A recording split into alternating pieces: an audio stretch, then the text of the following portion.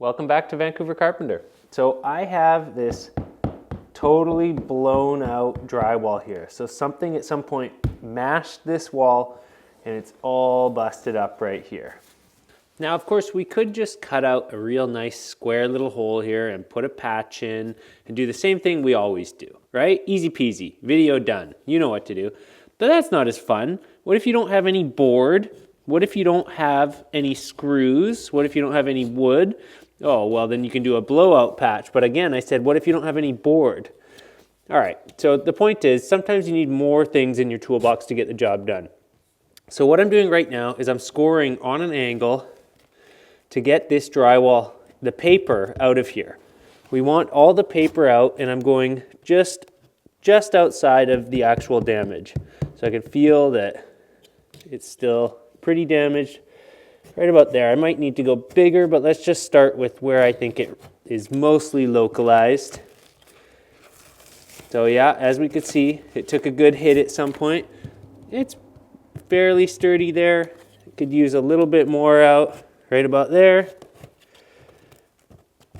Now, you might think that this is like unsalvageable. Of course we have to pull the board out. Look at this. It's bouncing all over the place. Okay, so this needs to come out a little bit more. Right here. Yeah, there we go. I'm pretty happy with that. So the surrounding board now is nice. Oh, no, not quite. A little more right here. That's probably good. All right, let's get these chunks out. Let's get all this loose stuff out of here. This might seem like a lot of work when you could just cut out a chunk of drywall and replace it, but you'd be surprised. Sometimes you can just, I don't know what I'm saying. Don't worry about it. Let's just see how we can fix it. Okay, so it's all mushy and not very nice. Can that even be fixed? Well, let's see. Okay, the first thing I'm gonna do is get a pan of 20-minute mixed up. Then we're gonna pre-fill that and let it set up so that it's nice and firm and solidifies all this mushiness. Okay, we don't need to mix up too much here.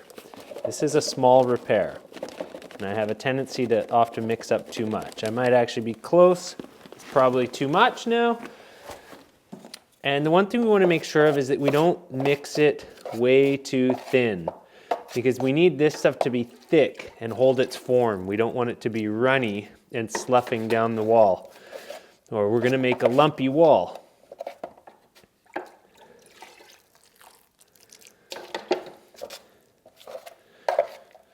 So remember, you can always add more water to the mix, but you can't really take any more out. So this is probably going to be good. Now I just got to get it nice and properly mixed. Okay, I'd say that's pretty good. You can see it doesn't really slump at all. It's pretty much totally holding its form. That's going to be perfect for this. So the next thing you want to do is make sure you have a knife that's wider than the repair, ideally. I mean, if you don't, you just do the best you can. But if you have one, use it. And so what we really want to do is get this stuff worked in to all the little nooks and crannies. Oh, I might have almost not mixed enough, just barely. So we'll get it all mixed in. And by wiping it in sort of all four directions, like north, south, east, west, it's going to be pushing the mud into all the little cracks. Therefore, gluing it back together and making it nice and rigid.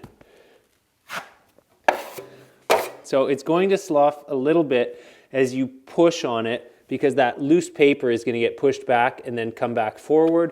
Don't worry about that. You want to make sure that you're using quickset mud for this part, because air drying is, well, you can use air drying, but it's going to take forever to dry. So now I'm just trying to wipe it off, but not leave it hollow. So that's pretty much perfect. No reason to fuss with it anymore. So under most circumstances, what I would use for something like this is fiber fuse. 2 pieces would cover this so easily. Nice 6-inch piece of fiber fuse. Not everybody has that though. I can link some in the description if you're interested. But what almost everybody will have is just a generic little roll of mesh tape. And I wanted to do this like a really easy way for most people to do it. You know, I didn't want to do like overlapping pieces of paper tape, which you could also do and would be really strong, but it would build it up quite a lot. So the first thing I'm going to do here is I'm going to get myself a bunch of, oh, I hate it when I get those long, annoying ones. You guys ever get that one piece of, that one string on mesh tape that won't stop bugging you? Just pull off that outer ring, as much of it as you can, and it'll stop being so annoying. It's not needed, and you'll be better off without it. But what I was saying is I wanted to do this project with stuff that was really easy for most people to get their hands on. So what I'm going to do right now is I'm just pre-cutting a bunch of this stuff while this mud is setting up. I'd say we need about 4 or 5. So let's get about 4 or 5 of those on the wall. We don't want to apply the tape until it's actually properly set.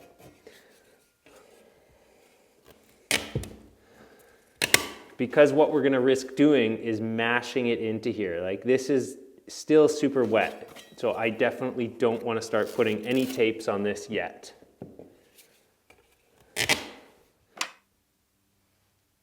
Actually, it is starting to set up. Great, that means I can keep going here. I hope I'm actually filming.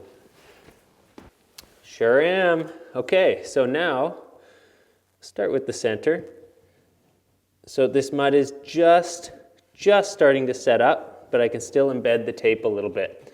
So it's going to make it a little easier. I'm overlapping it by about 1/2 inch. If you wait until it's totally dry and set up, actually, I mean, if you, whatever. What I was going to say is if you wait until it's like kicked off, but still super wet, as in like solid but moist, the tape won't stick. So this is actually kind of the perfect time to do it. Okay, now we need, like you can see it won't stick on the edge, but it's sticking here because it's kind of embedding. So let's make sure that it's all flat. Yep. Now it's time to mix up another batch of Quickset. Okay, I got another batch mixed up. It's a little bit stiff too. This one could have been looser, but just is how it is. So I'm starting in the middle. I want to make sure that I don't bunch all my tapes up. So that's why I'm starting in the middle, and I'm focusing on embedding that tape. So we, you know, it's like wiping a paper tape out.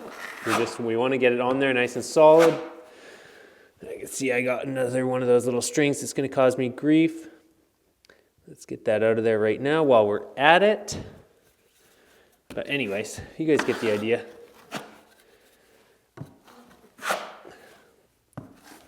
Crumbs. But now, at this point, the tape's embedded. Everything's looking good. We can actually put a little bit more mud on here. Like, we can build this out like the joint that it now is. And the fact that we're building this out with Quickset, that it's got the mesh tape really well embedded in there, it's going to be strong. I know some people are probably thinking like, man, that seems like a pretty hokey hack repair. Now, I don't think it is. It's just one way to go about getting a job done. We got that saying, there's a lot of ways to skin a cat, and the cat isn't going to like any of them.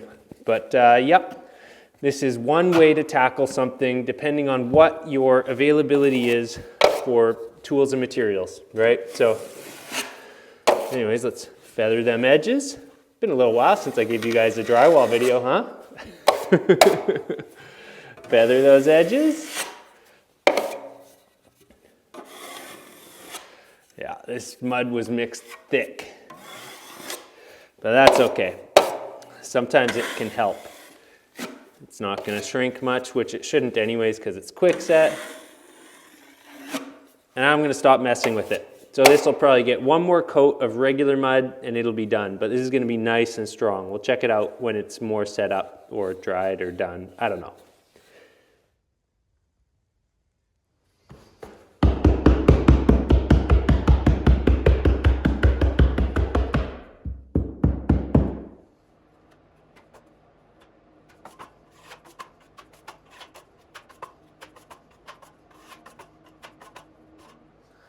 Well, you guys, this patch is done. and solid. I would say this is for sure strong enough to do up high where somebody could easily lean against it. It's absolutely as strong or stronger than a blowout patch, California patch, butterfly patch, whatever you guys want to call it. I mean, the fact is all the paper behind this was fully intact. We now have, you know, 1/4 inch to 1/8 of super hard quickset, which is way harder than the gypsum that's behind, you know, that the regular gypsum between the 2 layers of paper. And then we have mesh tape, which in the wrong circumstances fails because it'll show the crack. But in this circumstance where it has quickset underneath it, where it's been pulled taut, and where you have another layer of quickset over top, it's super strong. That's exactly how it was designed to be used, is used under tension like that. So this is, you know, almost as strong as the existing drywall.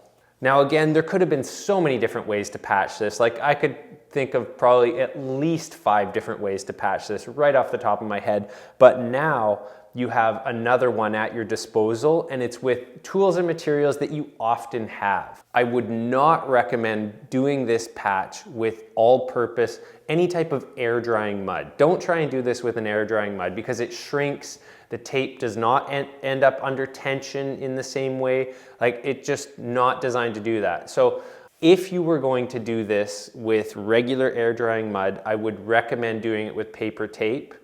And chances are, if you didn't actually know that or have that info, you might struggle with using conventional paper tape already and doing like 5 layers of it. You're probably gonna wind up with just blisters all over the place. So in that case, I would definitely recommend doing a regular, like cut it out, add wood backing, do the traditional drywall patch, which I have like 40 billion videos of already, and there already is 40 billion videos on YouTube of doing those, and they're not all mine. So that math doesn't add up, but you get the idea, right? I'm taking way too long to say that we now have one more method to do this. Hey, a new development, you guys. If you want a way to support the channel, you can check out my Patreon. I'm revamping it, and I'm going to be starting to put out a whole bunch of different content that I don't normally put out on the channels, plus whatever else comes to mind and whatever else you guys end up being interested in. It's very small and very new right now, but I hope to grow it into something more sustainable and something that can help weather the ups and downs of the fickle YouTube algorithm. So if you're interested in supporting the channel, again, check out the Patreon. It should be popping up somewhere here by now, you know, one of these little linky things. And I just want to say thank you so much for continuing to watch Vancouver Carpenter. I know you're continuing to watch. If you're one of the people that's still watching by now, thank you so much. My family thanks you, and I hope you're having an awesome day. I hope your project's going well, and I hope you have a general sense of goodness entering your life. Hard and strange times to make sure that happens, but there's a way. Thanks for watching. I hope you're well.